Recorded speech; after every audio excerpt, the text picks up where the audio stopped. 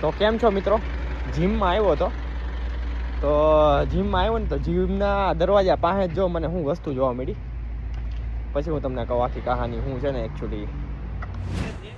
આ જો કેવી છે ને, એક નંબર એકડો. ભાઈ ભાઈ જોઈ એમ તો જોયું ને ભાઈ, એ ગાડી એ જ સપનું છે, બરોબર, લેવાની જ છે. આજ નહીં તો કાલ. બધા કહેતા હોય કે ભાઈ સપના કોઈને કહેવાય નહીં, પૂરા ન થાય, બરોબર.